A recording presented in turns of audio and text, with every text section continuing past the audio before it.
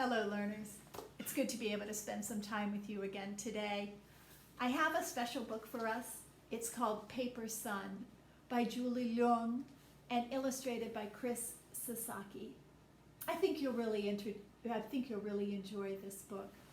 But before we get started on this book, I wanted to introduce you to several words that we're going to meet in this book that really help with our understanding of the story.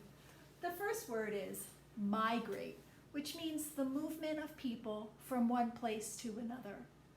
This isn't moving from the kitchen to the living room, or even from an apartment to a home, not even from a state like California to another state. To migrate means to move from one country to another. Now, most countries have a set of rules that help to determine the kind of people that they want to come and live in their country. And those set of rules is the process called immigration.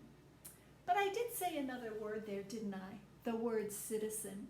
That's not a word that we really meet in this book so much, but it's important to recognize that a citizen is a person who calls a country home and is recognized by the country as belonging there.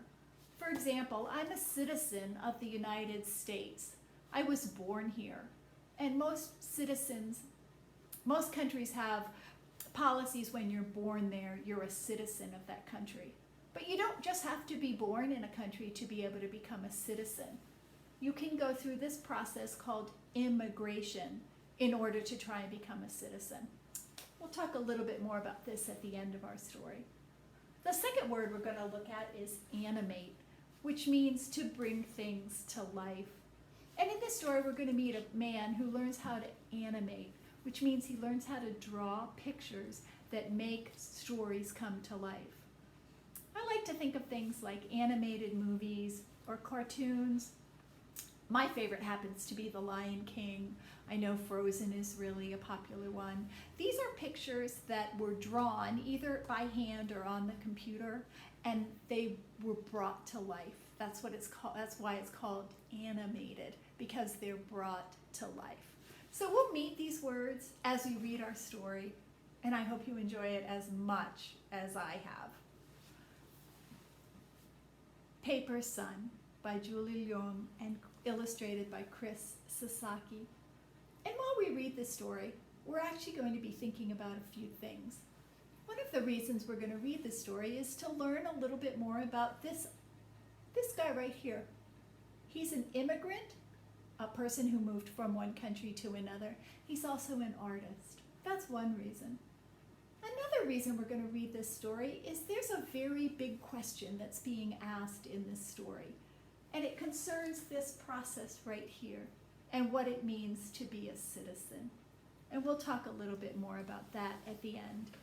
And the final reason we're going to read this story is, let me tell you, it is really, really a good story. Now, before we start, I'm pretty sure you'll notice that I've made some notes. I'm going to be showing you some of the thinking that I've been doing while I've been reading this story, because we know that reading is thinking, and I wanted to show you some of the thinking that I've done in this book. Are you ready? Paper Sun. Oh my goodness. Already the art in this book is just amazing. And we can tell, I think right off the bat, that the setting of this story starts in a country different from the United States. What country do you think this story might start in? If you guess China, very, very good guess. Before he became an artist named Tyrus Wong, he was a boy named Wong Yao, who traveled with his father across a vast ocean to America, clutching a bundle of papers in his hand.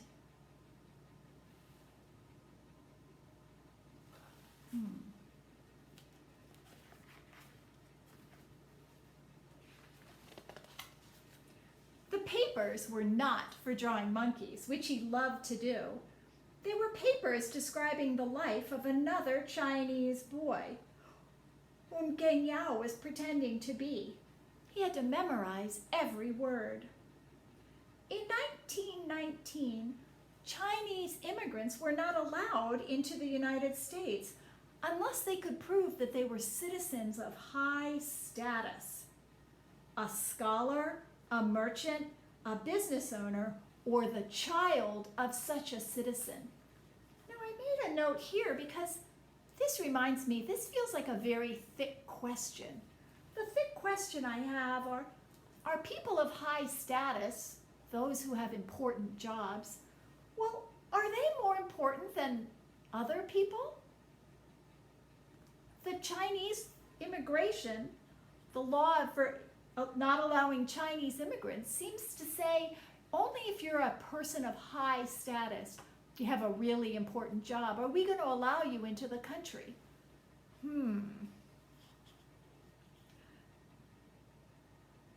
So the boy's father pretended to be a merchant named Leung. Wang Gongyao became his son, Luk Tai Yao. He was now a Zijai. Do you see that? A paper son. So he was a pretend son of a merchant in order to come into the United States. Every night, the boy studied the answers to exacting questions. What are the names of the families who live in your village? Who is the leader of your district? How far is it to the next village? The immigration officials will ask me the same questions and compare our answers to make sure you are my son, his father said. If they do not match, you will be sent back and never see Gum-san. Gum-san means gold mountain in Cantonese.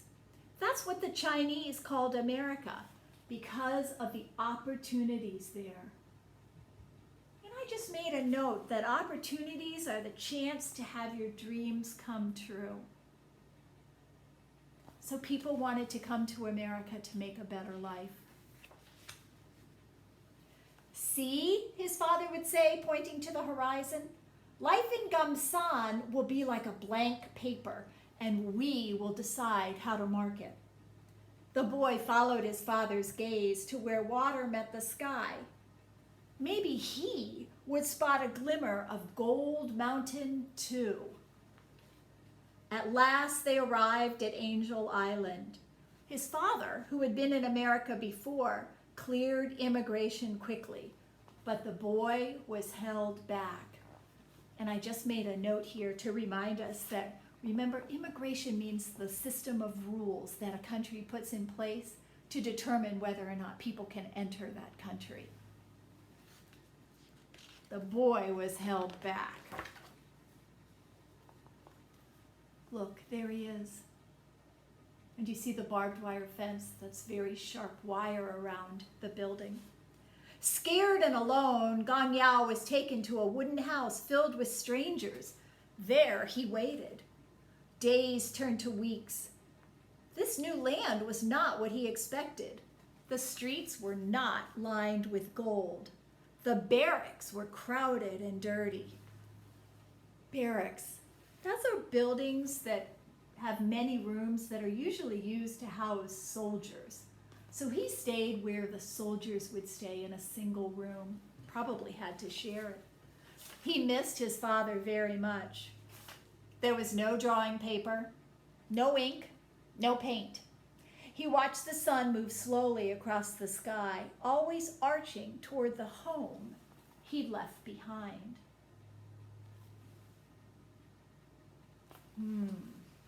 Doesn't seem like a place with a gold mountain, does it?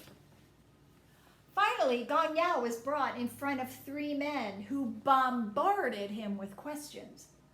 How many windows does your house have? What direction does your village face? Where did you go to school? The boy was nervous, but he remembered all his answers from the coaching papers his father had given him. Remember that bundle of papers he held onto on the ship? Those are the papers. He was released from Angel Island. His father was waiting for him with arms outstretched. Now we must look for opportunities, he said.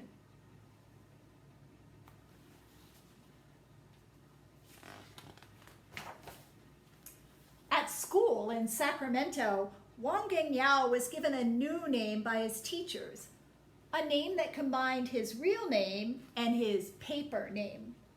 Tai Yao was Americanized to Tyrus Wong. Tyrus did not like school. He preferred sketching to science, doodles to diagrams, art to arithmetic. He sounds like he's a real artist. Tyrus's father had been well educated in China, but to be a Chinese immigrant was to be a servant, a laundryman, a waiter. Oh, and these are jobs that people think are less important.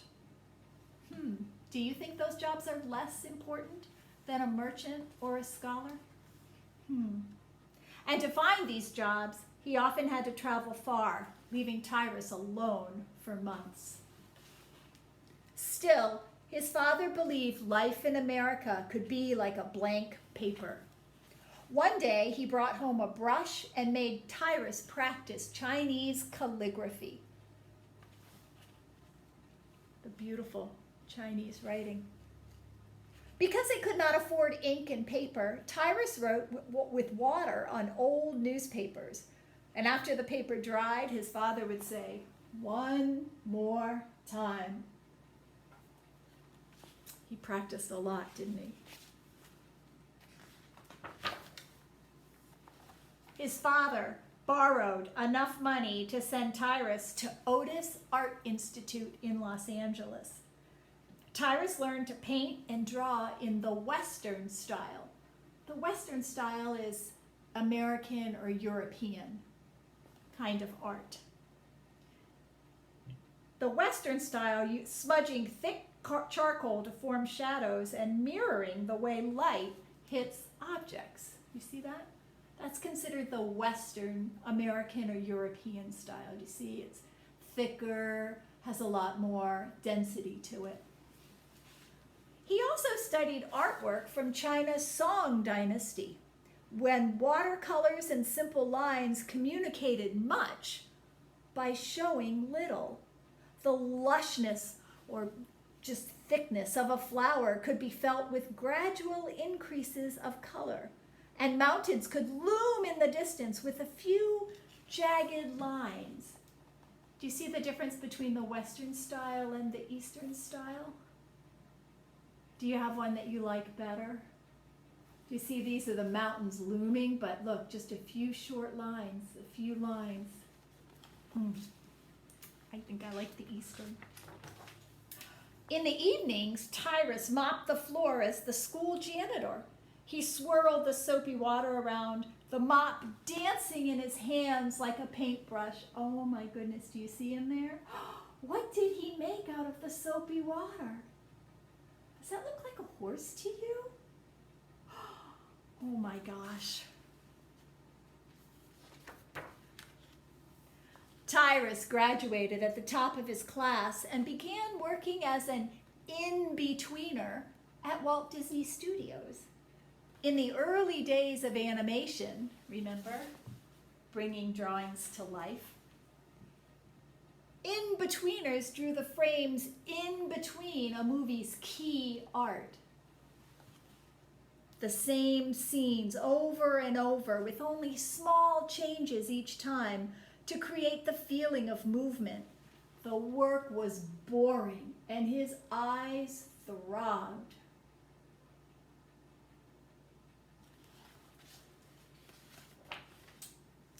One day, Tyrus heard that Disney was making a movie called Bambi, about a young deer who must learn to survive without his mother. But the animators were having trouble creating the backgrounds. Tyrus thought about the mother he left behind in China and the father who always believed in him. He thought about his style of painting, one that combined East and West, his past and his present. Tyrus saw an opportunity. Remember what we said, opportunity, a chance to make his dreams come true. And I made a note right here. Do you see what it says? It says connection, self to self, text to self is what it says. Tyrus made a connection to the movie Bambi and how Bambi lost his mother because he lost his mother too. So he must have understood how Bambi felt while he drew the scenes in the movie. Text to self connection. He spent days painting landscapes. Instead of drawing a forest scene leaf by leaf, tree by tree, he created the feeling of woods and mountains with sparse brush strokes and soft watercolors. Where other artists might use 10 strokes of a brush, he used 5. The result was breathtaking. Walt Disney loved it. He instructed his animators to follow Tyrus's style. Look at that. Walt Disney said, "This is the way I want this movie to look because of Tyrus Wong." Bambi became a groundbreaking film. Audiences and critics gushed about the art, how it communicated so much by showing so little, how you could almost smell the mossy green of the woods and hear the rushing water of the brook. But in the end, Tyrus was credited only as a background artist. He wasn't given the credit that he had developed all that art. Walt Disney Studios fired Tyrus after an employee strike, even though he did not participate. And my thinking here is that a strike is when people at work, those are called employees, say they won't work until they get more pay. Tyrus didn't participate in that action, but he was fired anyway. It would be many years before the world saw Tyrus Wong for the artist he was.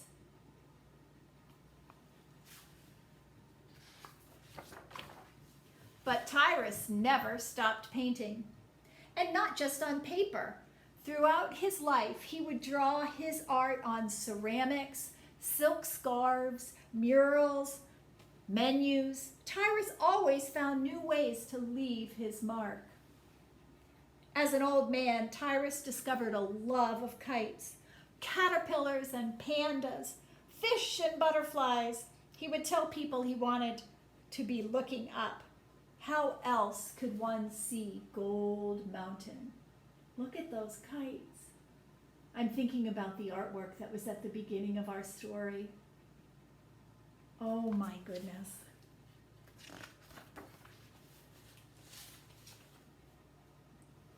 Oh, on sunny days, you could often find Tyrus Wong on the beach, facing the ocean he crossed so long ago, flying a large, colorful kite he made himself, glimmering gold where water met the sky. Oh my goodness, isn't that spectacular? Look at that dragon kite.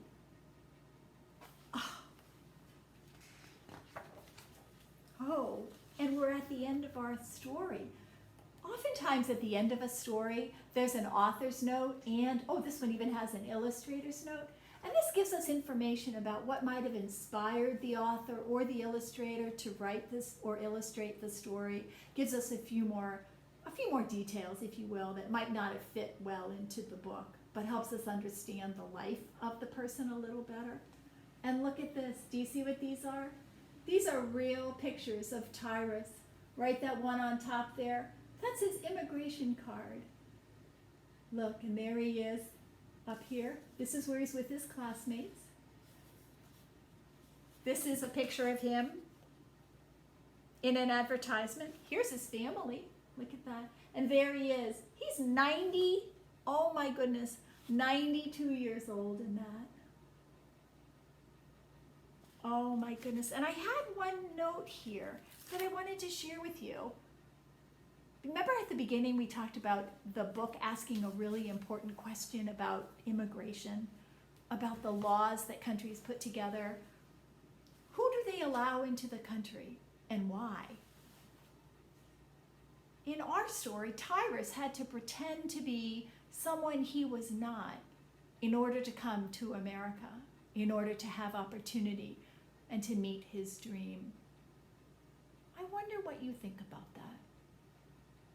Should a person have to pretend to be someone he's not in order to have his dream or her dream? Well, before we end, I wanted to share with you the next story that I'll be reading. It's called Her Right Foot. And the reason that I'm showing you this book right now is this book talks a lot about immigration.